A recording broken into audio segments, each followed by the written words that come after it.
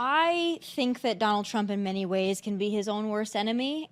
I think that the policies are on his side, and I think that some of the ways that he communicates are strong, and some of them, I just don't know why he does it. And I want to bring up this Josh Shapiro Truth Social post from Donald Trump. It's quite a lengthy post, so I want to put it up, and we'll talk about it as my viewers are reading it. But I'll just give you the first line.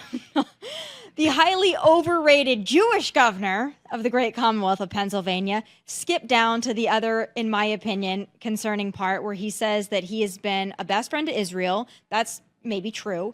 And that the best friend that the Jewish people ever had, he's done more for Israel than any president. And frankly, I've done more for Israel than any person, and it's not even close. I know he's the master of exaggerations, and I don't care when he exaggerates crowd sizes or whatever. I think it gives him, obviously, a target on his back from the media that likes to call him a liar.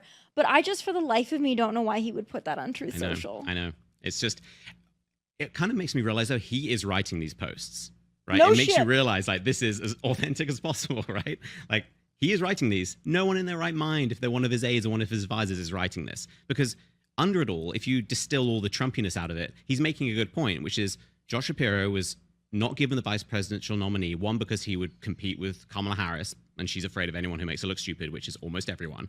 And two, he is Jewish. That was a big part of the reasoning here. They're afraid of the voters in Michigan who really want someone who is pro-Hamas in there. And Tim Walz is best friends with Ilhan Omar, so he ticks that box. Yep. And Donald Trump has done a ton for Israel. I put out multiple videos explaining why Donald Trump is the most pro-Israel president in history. That's all fine. But to come out and say, like, Jewish governor, it's like, why are you putting that label out there? Why are you saying you're the best friend of all Jews ever? It's like, okay, Moses probably has a few thoughts about that. But it's just, it's absurd. It gets you from one point, which is a fantastic attack on the Democratic Party, who are the party of anti-Semitism right now, and pushes people away with this absurdity that's completely unnecessary. He's like Sideshow Bob, just stepping on rakes all day. He doesn't need to do it. Just point out the left are anti-Semitic. The left didn't choose one of the best governors in their mind in the country who would have handed them Pennsylvania, which is a key state, because he's Jewish and because he's actually competent. Just say that and walk away. And because Kamala didn't want somebody who made her look even dumber because he is so much better than her that he makes her look even worse. Tim Walz doesn't because he's a joker. I mean, but I just don't know why. I don't know why Trump does this sometimes. I think he needs someone to rein him in. I think he needs, to be honest with you, I think he needs a woman on his team that reins him in. And I think in 2016, Kellyanne Conway did that. And we need Kellyanne back. Kellyanne needs to come back and just say Donald Trump, like, put down the phone, put down the phone. We want you to be you, but maybe like a little bit less. Because we need to win an election.